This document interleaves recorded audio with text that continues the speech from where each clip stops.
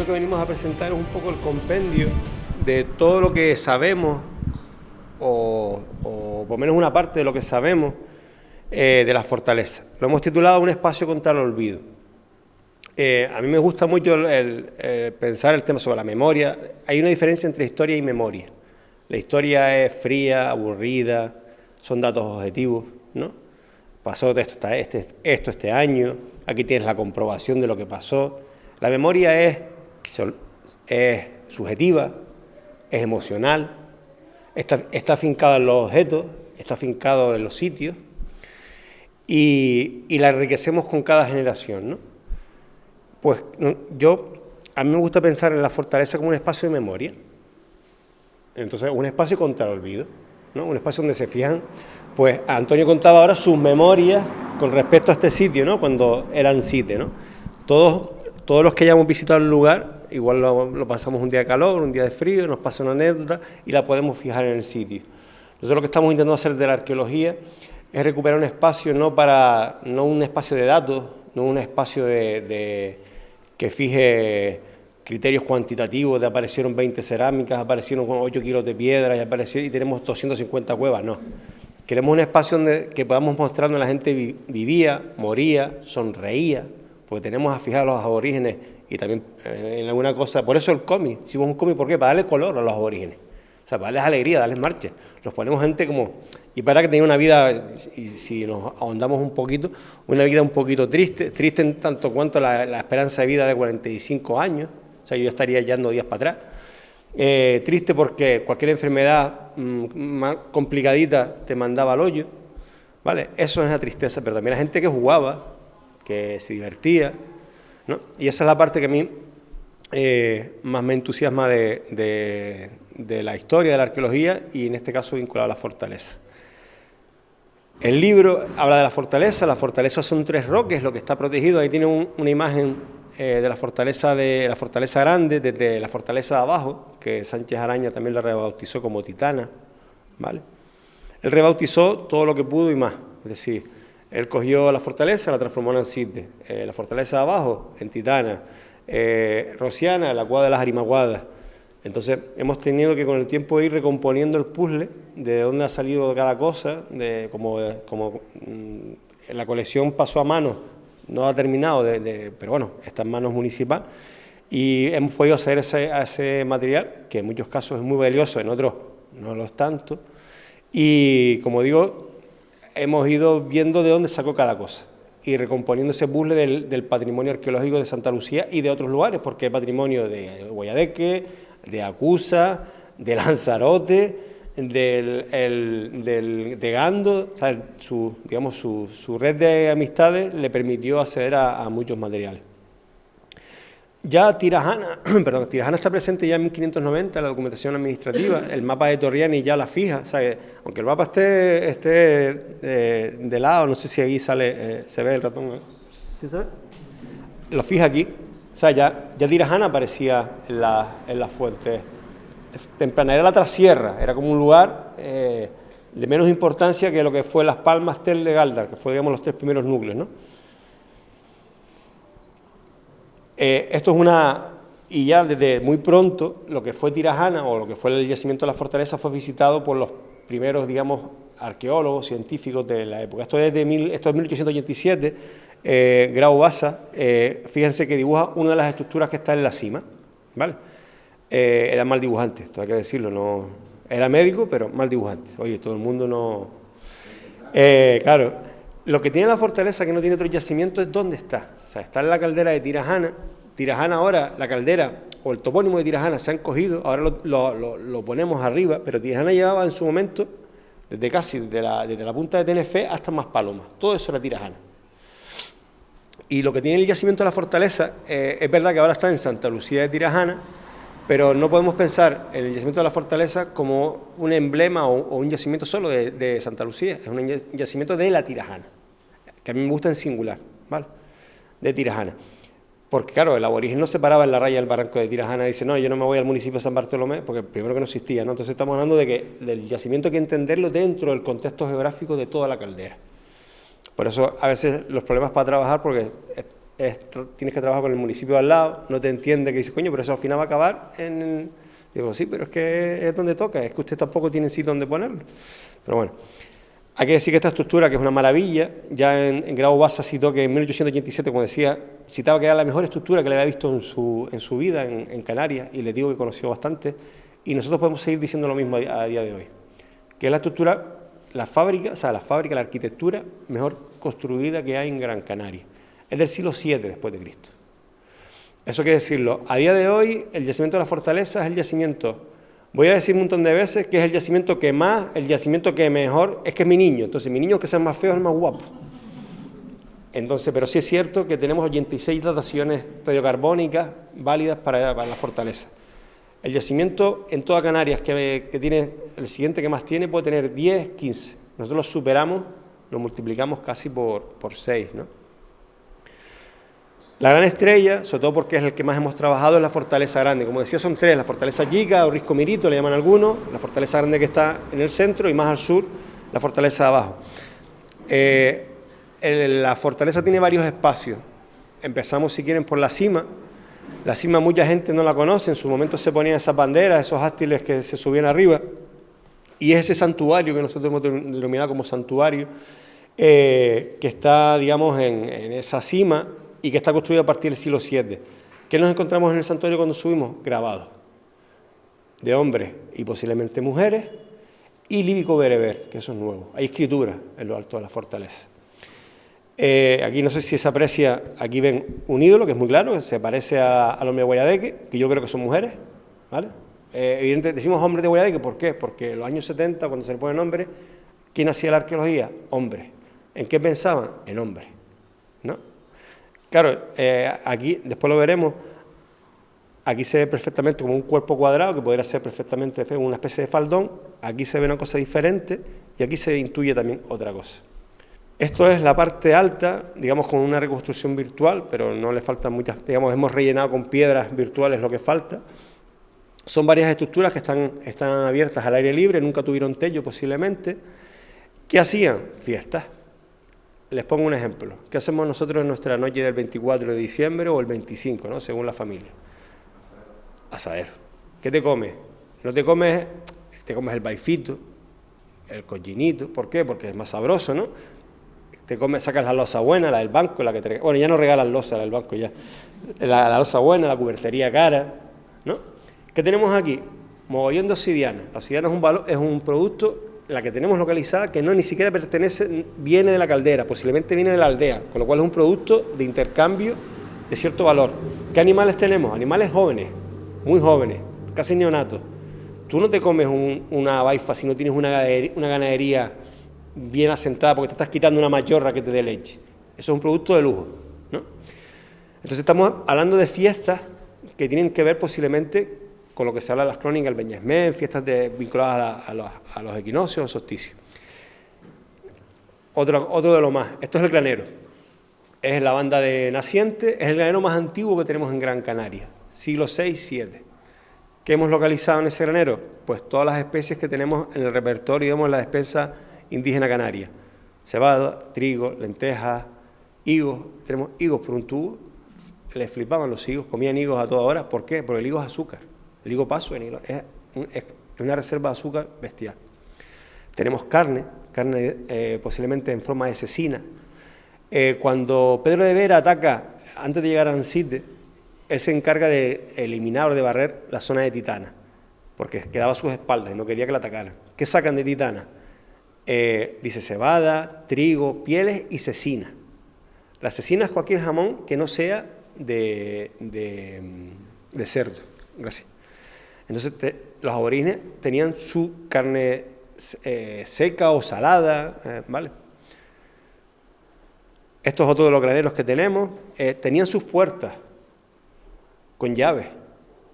¿Por qué tenían puertas con llaves los aborígenes? Porque no se fiaban uno de otro. O sea, tenemos la imagen del buen indígena, del aborigen chachi, que se van dando abrazos, se van abrazando los árboles, y no, esta gente tenía sus amigos, tenían sus enemigos, se daban golpes, y cuando digo que se daban golpes, no eran cachetones, o sea, golpes que quedaban reflejados en el cráneo, en el brazo. Hay mortalidad por violencia, hay violencia mortal, sobre todo en Pico, lo tenemos documentado. En la colección de Sánchez Araña hemos visto personas muertas por golpes directamente en la cabeza. Esto que se ve aquí abajo son gorgojos. Es decir, los insectos nos hablan también de lo que comían. ¿Dónde están los gorgojos? En los cereales. Pero tenemos otros insectos que se comen los huevos de los gorgojos. Y sabemos que el ciclo de un gorgojo es de un año. Más el huevo, más el insecto que se come, el huevo del gorgojo, nos está diciendo que tiene almacenamiento de más de un año. No sé si me explico. Tenemos insectos que comen carne, con lo cual, aparte de nosotros tener los restos de esos huesos, tenemos de forma contundente el dato de que se almacena carne. ¿Vale? Tenemos insectos que comen cereales, pero no el cereal, la harina. Tenemos gofio. ¿Entienden? Para eso sirven los pillitos, que es algo como que está llegando muy nuevo, porque tenemos la suerte del clima que tenemos, sobre todo en la fortaleza, que las cuevas se desecan y se quedan los esqueletos, el exoesqueleto del insecto, y con eso podemos saber un poco de su gastronomía. Esto que ven en el suelo, no sé si ven la serie, esto que parece tierra, estos son miles y miles y miles de granos. Esto es una zona de trabajo. Aquí hay cebada, todo lo que les dije antes lo tienen aquí. Vale. Una cosa que no les nombré, hay habas. Habas significa regadío. ¿Vale? Regadío en Tirajana. Es verdad que la documentación administrativa del siglo XVI habla que en Tirajana hay varios albercones de aborígenes y, ¿qué más decían? Y antiguas acequias. En 1500 y poco. En 1500, la conquista fue en 1480. ¿Qué puede ser viejo en 1500 y poco? Algo de los aborígenes. ¿Vale? Tenemos cuevas con pintura, no se imaginen la cueva pintada, ¿vale? Pero tenemos zonas con cenefas, con almagre. Y con almagre y después esta pintura blanca que viene siendo argamasa. ¿Qué es la argamasa? La ceniza de sus hogares, que para nosotros es una golosina, porque dentro de esa ceniza aparece el grano. Entonces, nosotros podemos datar de cuándo es ese encalado. No dejan de ser los encalados antiguos nuestros, pero con esos restos orgánicos. Tenemos cuevas que están por estudiar, llenas de piedra. Y tenemos otra de las joyas, que es el túnel, la cueva túnel.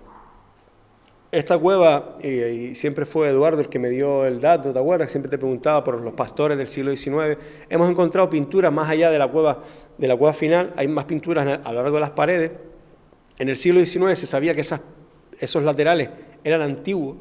Y lo que está en medio que vemos ahora son los bancos, que ustedes me imagino que lo sabrán, los bancos de las misas que daba Sánchez Araña, y ¿no? Eso está modificado. ¿De dónde salen esas piedras? Del poblado de casas que ya mencionó Antonio antes. Desmantelaron el poblado, estoy casi seguro que sin saberlo, para hacer esos bancos. No, ahí tienen la imagen de la pared que Grau Bassas dibujó en el siglo XIX y que todavía tenemos el cimiento. Y después pasa un hecho bastante curioso no podemos hablar que es el solsticio, sino durante ese mes, en junio, el sol se alinea con la cueva. Hay que recordar para que nadie flipe, ¿vale? La cueva es natural, ¿vale? No, está agrandada, no la pusieron allí, y el sol también es eso. Entonces, el sol se posiciona, se alinea con la cueva y en su caída atraviesa el túnel, ¿no? De forma que genera una escena muy bonita porque se ve un negativo de todo lo que es el roque en sombra y un círculo de luz, ¿no? O sea, la gente cuando a veces lo contaba se imaginaba un rayo casi milimétrico, una cosa, no, es un gran espacio que va caminando, ¿no? Por todo ese risco. Este es el poblado, esta piedrita que se ve aquí, estos son marcas de arado, ¿vale? Este poblado, que es un poblado indígena 100%, que posiblemente nazca, o lo tenemos datado en el siglo X, hablaremos un poco más del siglo X y llega hasta casi el siglo XV, se tapa, posiblemente de forma muy rápida, por la agricultura de secano. Ya en 1520 hay un pleito de los Ávilas de Agüime, sus tierras llegaban de allí a donde estaba, imagínense, donde decían que era una tierra mala para el cultivo y había un problema de un pleito ahí de una herencia. En 1555 un carpintero, Francisco Hernández, propone al rey Felipe II, no sabemos si lo hizo o no, colocar sus colmenas y almendreros en la zona, y después a partir de ahí entra en herencia, ¿no? Y le perdemos la pista un poco a finales del 17. Lo que sí sabemos es que la zona se cultivó. Y ¿cómo lo sabemos? Porque muchas de las piedras de las casas, las piedras superiores, están llenas de marcas de arado. ¿Qué hicieron con las casas los que vinieron después? Las utilizaron como contenedores para meter piedras. Y esas piedras, gracias a esa agricultura de secano, salvó el poblado, en su mayor parte. Tenemos solo de todo lo que hemos excavado, intentamos no excavar todo entero. ¿Por qué? Porque en el futuro vendrá gente más lista, con más dinero, sobre todo con más dinero que nosotros, y podrán excavar lo que falta. O lo que nosotros dejamos aparte, porque nosotros las casas las partimos en tres, por decirlo así. Esto lo excavamos, esto por si acaso, y esto para el que venga después. O sea, tenemos que dejar algo para el que venga, ¿vale? Entonces, algunas de las casas que hemos excavado enteras, que solo ha sido entera, hemos excavado la de Rosas Luther, porque ella excavó ya la mitad en el año 91, le pusimos nombre en honor de Rosa, que fue su excavadora. Pues el suelo es de excremento, el suelo es de estiércol, de oveja, no de cabra. Es curioso estando donde estamos, es de oveja, ¿vale? Aquí se ve, esto es una especie de una pequeña quicialera de piedra, por decirlo así, y tiene un tope, aquí iría la puerta que se abre, tienen puertas de madera, ¿vale? Tipos de casas.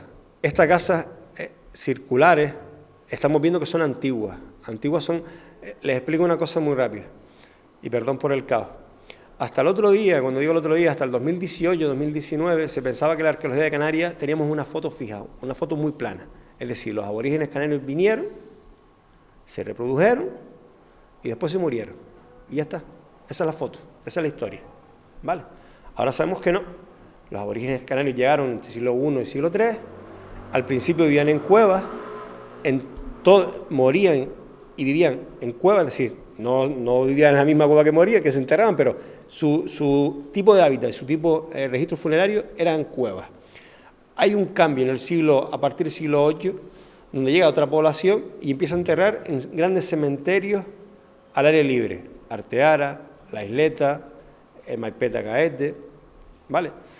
Y después otro cambio a partir del siglo X, donde llegan otros terceros, ¿vale?, que viven en casas cruciformes, entiéndase por casas cruciformes, casas de piedra, con elementos poligonales en su interior, a veces con 2 alcobas, a veces con una, a veces simplemente cuadrada, y su forma exterior, digamos, ovalada. Y entierran en cistas y en fosas, ¿vale? Cogen el esquema muy simple, son 3. Nos faltaba, fíjense que en el primer momento dije que vivían en cuevas y morían en cuevas. El tercero, construyen casas y construyen cistas y fosas. Y el segundo solo nombré que se enterraban en grandes cementerios, porque no sabíamos cuáles eran sus casas. Pues queremos que en la fortaleza las tenemos. En la fortaleza, en esa ladera, tenemos 2 tipos de construcciones. Tenemos unas circulares, ¿lo ven? Y una cruciforme. Esa circular, claro, nosotros hemos ido haciendo un puzzle y poco a poco lo hemos ido armando. Esto es del siglo VII, siglo VIII. Fíjense, son elementos circulares, ¿vale? Y esta es circular con un pasillo, son calcadas. Esta sabemos que es del siglo X ahora. Y esta que les mostré antes, aquí se ven las esquinitas, esta es la de Rosas Luther, que tiene otra habitación aquí, ¿no? Nosotros creemos que estas casas son anteriores. Solo lo tenemos en la fortaleza. Tenemos solo 2 dataciones que nos permiten hablar de que hay un grupo de población que llega a la fortaleza y convive con el otro. Esto no quiere decir ni que se pelearan, no lo sabemos. Posiblemente algún mayangazo hubiera de por medio, ¿vale?, antes de hacerse amigos. Pero convivieron y habitaron el lugar. Y después, en el siglo XIII, llega otro grupo de población y empieza a vivir donde estaban las casas circulares. Algunas, como la de Rosas Luther, la hacen híbrida. Aprovechan la casa que posiblemente estuviera vacía y construyen una casa al lado. Es como si nosotros fuéramos un solar, no hay dueño, y lo construimos. Y construimos aprovechando las ruinas previas. Y usted dirá, Y ustedes que fuman, que con 4 piedras son capaces de... Vale, esta casa. ¿Ven? Se mueven. ¿Ven esta estructura circular? ¿La ven aquí? Perfectamente. Esta casa, nos metimos, pudimos excavar detrás, la compañera Inés, que es flaquita, vaciamos digamos, el interior del muro. Esto tiene cara a vista, es decir, tiene un muro perfectamente casi de 1,80 m, que pudimos datar el interior. Estamos hablando de que esto es una estructura previa y después la utilizan como contrafuerte para construir su cruciforme. Esta es del siglo XIII y esta es entre el siglo X y XI. Entonces estamos diciendo que primero había una gente que vivía en cuevas, que son las cuevas de atrás, almacenaban cuevas y estaban tranquilitos. Y en el siglo VII-VIII llega una nueva población a toda Gran Canaria, que se distribuye, parece que de forma bastante rápida, y llegan a la fortaleza. Y construyen el santuario que coincide con esta fecha, y construyen estas casas aquí debajo. Y el siguiente paso, aquí se ve perfectamente cómo esta casa es circular, con una alcoba, y se la anexa, además rompieron el muro. Nosotros pensamos que era una casa sola, que pensamos que era un duple, decíamos el duple porque es una casa de 2 alturas, pero leyendo bien la unión de los muros y cómo está construido, vimos que no, que rompieron el muro y construyeron esta encima, la que tiene el suelo de estiércol de oveja. Esta es una casa pareada, es decir, la hicieron a la vez. Esta tiene la alcoba a la izquierda y esta está debajo del bancal a la derecha. Esta está sin excavar, esta no hemos llegado al suelo, hemos solamente retirado las piedras para que la gente vea cómo está conformada arquitectónicamente. Las casas tienen elementos rituales en su interior, las construcciones. Mi abuelo era panadero y cuando compraba un coche llamaba al cura y le bendecía el coche, ¿no? Entonces yo no sé si el pan sabía mejor o lo vendía más, pero era un ritual que es doméstico, que no se ve, ¿vale? Hace unos 70 años, porque yo también ya tengo una edad, los albañiles metían monedas en las casas para traer el dinero. Este tipo de ritos, de meter una piedrita, meter un trozo de cuerno en el suelo, es lo mismo, para, digamos, evitar el mal rollo y traer la suerte. La palabra técnica es apotropaico. Si alguien se acuerda en cuestión de 15 minutos, le invito un par de cervezas después, ¿vale? Entonces, estos elementos que es como cuando ponemos, y cada uno es libre de utilizarla, o sea, ponemos un santo para traer y le frotamos el billete de lotería o cositas así, ¿no? Hace poco no, y creo que se sigue utilizando en Caidero, se asustaba al santo cuando no llovía, se le asomaba al pozo, ¿no? Son ese tipo de costumbres que están fuera de la religiosidad, pero que se utilizan, que nos dan pautas y pistas de cómo funciona. Aquí se ve, esto es la fortaleza chica o Risco Merito, es donde están muchos de los enterramientos, o donde lo estaban, apenas queda nada, de ellos se encargaron Sánchez Araña otra vez y los militares, arrasaron con todo, quedan restos. Ahora tenemos un problema real, porque hay un vecino de la zona que suelta las cabras allí. ¿Qué pasa? Las cabras hacen noche allí, y que hace una cabra para dormir, entonces aquello es, y por mucho que hemos hablado, el vecino dice que aquello es de él, que no le falta razón, es suyo, pero por encima está el patrimonio, ¿vale? Porque mucha gente no lo sabe, pero la mayor parte de los yacimientos de Gran Canaria son privados, están en territorio privado, y eso es un problema de gestión. Esto es una joya, esto apareció hace poquito. En el 2011, cuando empezamos a trabajar, vimos que toda la explanada estaba llena de piedra, pero más o menos eran lineales, exceptuando un par de sitios que eran como grandes canchales de piedra, ¿no? Pues nos dio ya en el último, la limpiamos someramente en el 2011, ya empezaron a aparecer la forma, el tambor, que le llamamos, esa especie de forma circular, y ya en el 2020, en medio de la pandemia, lo limpiamos. Son 4 estructuras que a priori parecerían 4 tumbas, ¿vale? Si las comparamos con cosas que conocemos en Gran Canaria, en concreto esta que está en primer plano es de una exquisitez brutal, porque es circular, perfectamente circular, con un anillo exterior de otra piedra, y ahora la ley de las piedras, y el interior de esa estructura circular con piedras rojas colocadas, que las piedras rojas donde hay muertos, ¿no? Decía Bernó, y se repite en muchas necrópolis. Excavamos el interior de estos espacios, buscando, somos unos morbosos, nos encantan los muertos, pues nada, limpio. no entendemos. Entonces empezamos a ver la literatura de todo lo que se ha hecho antes y nos empezamos a dar cuenta que a muchos arqueólogos les había pasado lo mismo. Esperaban encontrar muertos y estaban vacíos. ¿Cómo lo interpretamos nosotros? Como monumentos funerarios. El ángel de la trompeta. Si usted va a un cementerio, ve el ángel de la trompeta y nadie tiene que explicarle nada. O sea, dentro de la cosmogonía, de las creencias cristianas, el ángel de la trompeta significa la muerte, el fin del mundo, ¿no? Y eso es hablar del más allá. Esto está en la zona que nosotros sabemos que era una necrópolis, que es la Fortaleza Chica. De alguna forma, y está la entrada del camino un camino que ha existido toda la vida. Y es el que mejor se accede desde Santa Lucía a la fortaleza. Esto está recibiendo a la gente. O sea, quien pasara por ahí sabía lo que era. Similares, en Mogán, en Tejeda había otro, lo excavaron y desapareció. Y tiene una cosa muy curiosa. Esta piedra que se ve aquí, que es una traquita, no existe en la Fortaleza Grande. Hay que ir a buscarla a la carretera de los Cuchillos, por allá de la casa Marquita Antonia. Estamos hablando de casi 1 kilómetro. Estamos hablando de piedras que pesan en algunas, porque también están en las casas, casi de 70 kilos. No hay animales en esa época de tiro. O sea, eso es a espalda y hombro. Y la piedra roja es una inimbrita, está en el fondo del barranco. Y todo esto que sabemos, eso lo debemos, y aprovecho, gracias a Paulino y gracias a Benito, que está ahí, geólogo, que nosotros a veces sabemos de lo que sabemos y cuando no sabemos hay que preguntar. La fortaleza de abajo es la que se ve del mirador de Guriete.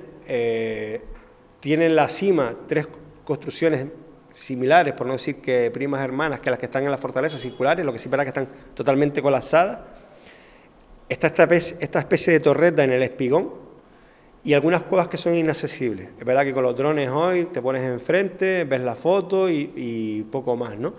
Pero es un espacio que también es muy interesante. Yo creo sinceramente que es más antiguo que la Fortaleza Grande, en la parte de la cima.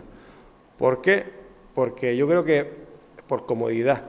Yo creo que hicieron el primer templo, por decirlo así, el primer santuario lo hicieron ahí abajo y yo creo que se aburrieron de subir, porque es jodido. En cambio el otro tienes el hábitat, tienes todo digamos, todo lo tienes a mano, ¿no? O sea, en algún momento me gustaría poder limpiarlo, obtener una muestra y poder tratarlo para entender la dinámica de ocupación de estos 3 roques.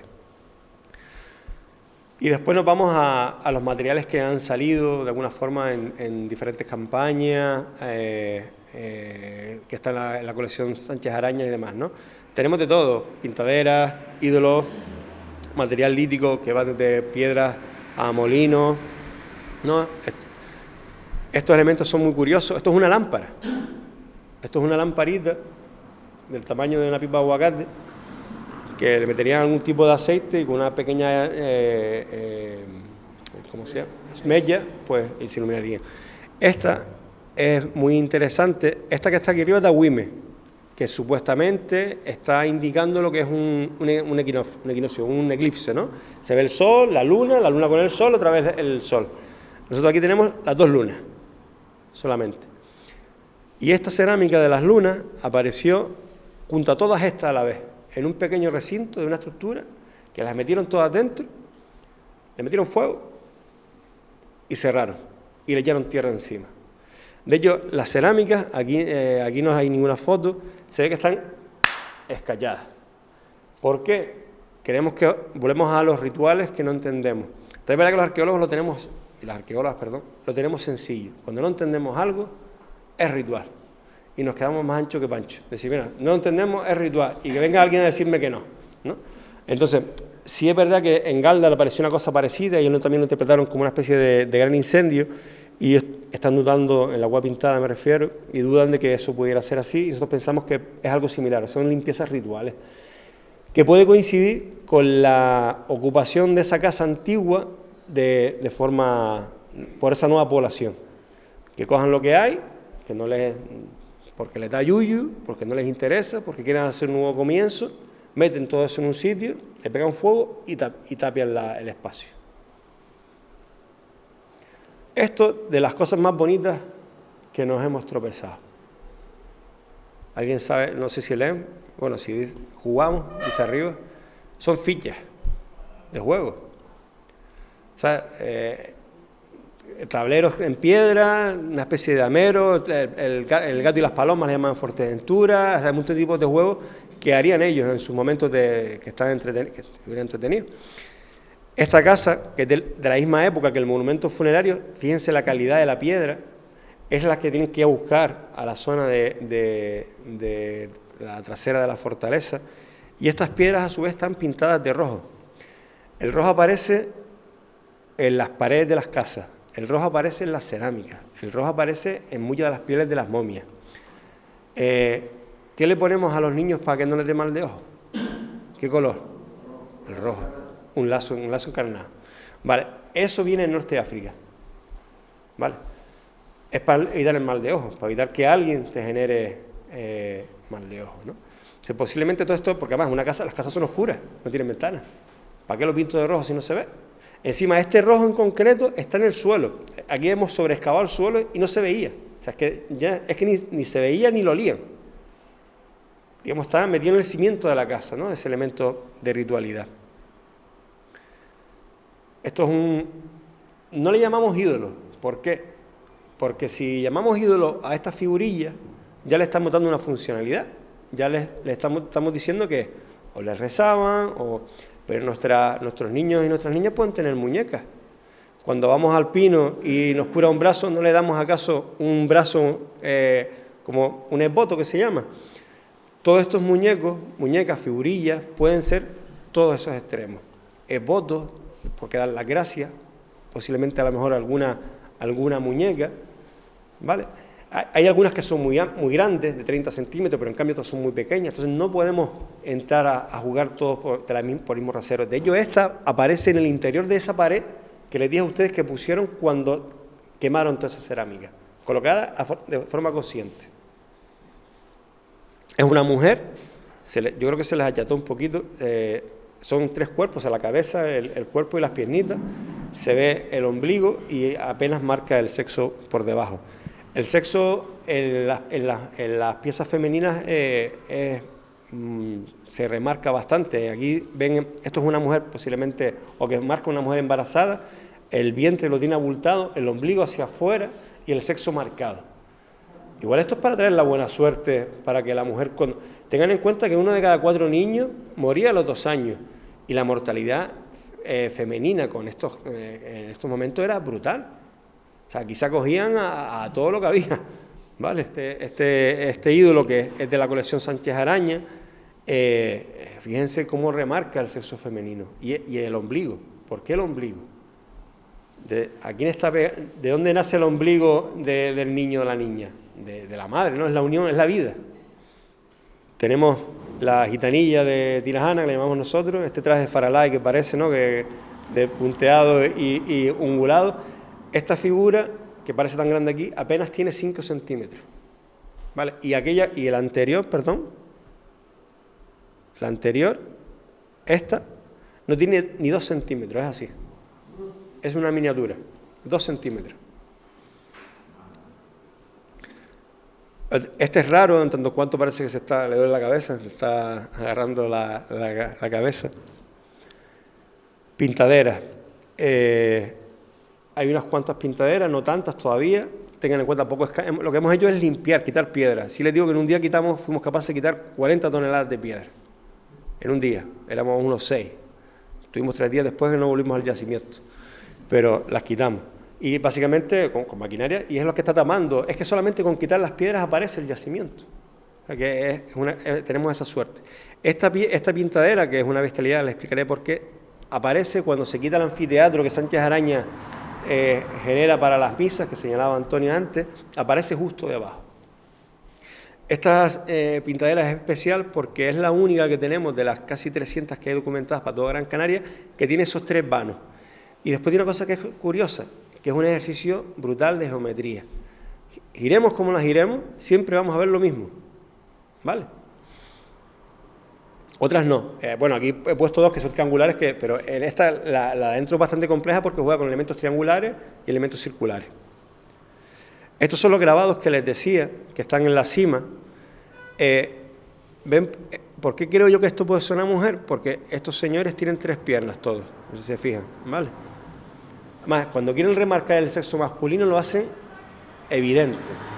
O sea, yo me planteo, si están todas en la misma pared, ¿por qué unos tienen el sexo marcado y otros no?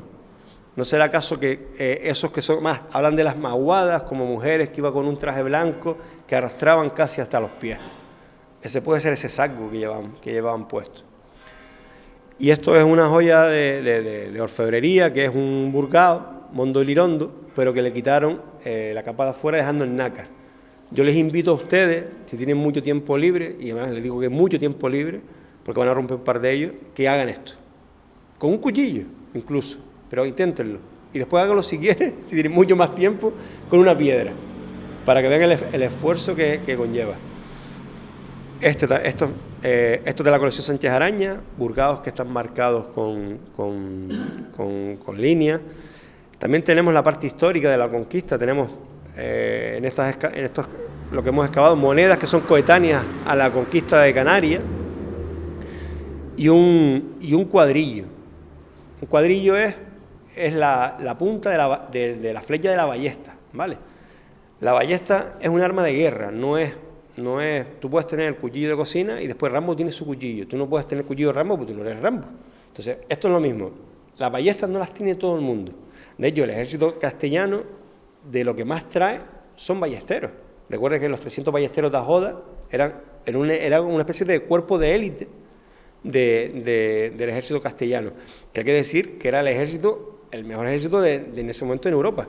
Claro, llevan 8 años entrenados peleando contra el mundo musulmán, más que entrenados, ¿no? Por eso en el siglo XVI arrasaron en Europa, porque llevan 800 años dándose piña. Entonces, aquí viene lo más granado del ejército castellano de la época y tratan en conquistar la isla 5 años, que no es poco, ¿vale? Finalmente, para terminar, que es la idea que me gustaría que, por lo menos que se llevaran hoy, que la fortaleza es más que... Porque hay gente que me dice, coño, es que si ya nos han sido, ¿qué queda, no? ¿Qué es? Pues así te fue un día, fueron 2, a lo sumo, el día que se refugiaron y el día que bajaron, ya está. Y estamos marcados por eso porque es como una pena que nos haya quedado ahí, ¿no? La historia la escriben los que ganan la guerra y nosotros como canarios más tenemos un problema de identidad que no resuelto porque un madrileño no se siente romano, ni se siente musulmán, ni se siente betón, ¿no? Y nosotros los canarios sí hay una parte de la sociedad que se puede sentir adherida a ese mundo indígena. Genéticamente hay cierta correspondencia, pero da lo mismo. Yo tengo amigos que son de padres peninsulares y son más canarios que el gofio, que te voy a decirles que no son de aquí. Eso no tiene nada que ver dónde nazca o no. Si es verdad que nombrabas tú el tema de la fortaleza como Ansite, ¿no? Esa celebración que empieza en el año 65 y dura hasta el año 2000, como tú propones. Es curioso que antes incluso de que se celebrara esa fiesta, en el año 1890, 1910, 1920, no tiene nada que ver con el franquismo, ya se celebraba el 29 de abril, sobre todo en Las Palmas, en la ciudad de Las Palmas, que era el día de Gran Canaria, ¿vale? Y lo que se homenajeaba, yo no tengo tan claro que se celebrara la derrota de los aborígenes, fíjate lo que te digo, se celebraba la incorporación, sí, pero haciendo lauda, o sea, celebrando o diciendo que los aborígenes canarios eran buena gente, eran valientes. Claro, es verdad que si son valientes, son personas de arrojo y yo les gano, eso ya lo hizo Julio César, ¿sabes? Los celtas eran la leche y imagínate yo que le gané, ¿no? Entonces, pero sí es verdad que la fortaleza, independientemente que la parte de Ansite, nosotros pensamos que está en los Altos de Amurga, como ya lo citó Marín de Cuba en el siglo XVIII, y además toda la documentación administrativa que hemos podido localizar gracias a Suso Álvarez en el archivo de Tunte, así lo indica, o sea, habla de ansitio y insitio, hablando de los sitios. Posiblemente ahí se rinden, ahí se bajan, como dicen las crónicas, y se rinden, pero ellos se refugian arriba en la fortaleza, que es la fortaleza de Amurga, los Arcillos. Pero lo interesante de la fortaleza, indico que no es Ansite, es la acumulación de historia que tiene, que va del siglo V al siglo XV. Tenemos casi todo el libro de la historia de la arqueología, o de la historia indígena de Gran Canaria, vinculada ahí. Y después tenemos otro hoyo que para mí es, que ahora estoy empezando a darle vueltas al coco, es porque hay una gente que de repente en el año 65 dice, esto es Ansite, un montón de gente se lo cree, pero es que los que antes no decían que Ansite estaba en otro sitio se lo creen a pie juntilla, se arma una especie de mecanismo cultural, ideológico, de decir que, oye, estos Ansite vamos a celebrar la fiesta de la conquista, o porque el vocabulario no es, tú ves el periódico, los periódicos de esa época, y no celebran la muerte del aborigen. De hecho, hay un señor, un exaltado, que dice que el 29 de abril tiene que ser el día de la raza canaria. Y ese señor, hoy en día diríamos que es un fascista. Pero él habla de la raza canaria. Fíjate tú, Franco lo llega ahí y lo fusilan 2 días. Y era franquista, era del régimen. Entonces, hay un montón de contradicciones. Entonces, a veces hacemos discursos en blanco y negro, me gusta, no me gusta, cuando lo de en medio es todo gris. Entonces, cuando empiezas a mirar el periódico desde 1880 hasta el otro día, dice, pero si el mismo que antes decía que viva los guanches, ahora me dice que no, y después me dice que sí, y esta gente no tiene criterio. ¿Y qué pasa? Que la gente se adaptó con el franquismo. Hubo un montón de gente que era un poquito más de izquierda, se adaptó, otros que los fusilaron, eso o sea, no estoy blanqueando a nadie, hubo fusilamientos, hubo encarcelamientos, hubo depuraciones, pero con respecto al tema de Ansite, aquí fueron bastante laxos, condescendientes. De ellos les interesaba, de ellos hay una cosa que es poco conocida, Hitler a Franco le ofrece comprarle Gran Canaria, comprársela. ¿Por qué? Le interesaba, ya se veía venir la Segunda Guerra Mundial, una base de submarinos. Las Palmas era una ciudad medianamente industrializada, con un buen puerto, y Franco le dice que no. Y lo que le dicen los espías de la época es que la sociedad canaria era más inglesa que española. De hecho, a Franco lo reciben con carteles en inglés, cuando viene una vez se mosquea un huevo. Como decir, pero porque no sabía inglés, después porque entendía que aquí había cierta voluntad anglófila. ¿Qué hace Franco? Pues organiza una macroexposición que nunca se llevó a cabo del mundo guanche en la península, para demostrar que el mundo aborigen era parte de España. Y se crea un término que se sigue utilizando, que es prehispánico, ¿no? Y es prehispánico. ¿Qué significa que es prehispánico? Que en algún momento va a ser hispánico. Es hispánico. O sea, casi todos los conceptos tienen cierta carga ideológica. Es verdad que ya uno lo utiliza de forma indistinta, pues, porque no te puedes repetir, prehispánico, indígena, origen. Es verdad que después los arqueólogos nos dedicamos a pelearnos por bobería, que si indígena está bien, que si no, que si es aborigen, que si es prehispánico, pero es verdad que cada concepto conlleva una carga ideológica. Entonces, pero sí me gustaría que se quedara, y ya me estoy metiendo en berenjenales, yo vine a hablar de mi libro y no de esto, que se queden con el yacimiento de la Fortaleza, un yacimiento importante, del que tienen que estar orgullosos como vecinos y vecinas de Santa Lucía, que estamos haciendo todo lo que podemos y nos dejan para que salga para adelante. Esperamos que en breve sea parque arqueológico, incluso nos dicen que a finales de junio se podía aprobar. Eso, ¿para qué sirve un parque arqueológico? Básicamente, para que al político le dé vergüenza abandonar. Es decir, todos los proyectos los empujan personas. Si esas personas caen los proyectos con ellas. Esto es una idea, esto lo que intentamos hacer es que el proyecto, independientemente de quién esté, perdure en el tiempo. ¿Vale? No estás hablando de bien de interés cultural, sino parque arqueológico. Sí. Para tú ser parque arqueológico tienes que ser primero bien de interés cultural. Y ya lo es. Vale. Y nada, muchas gracias.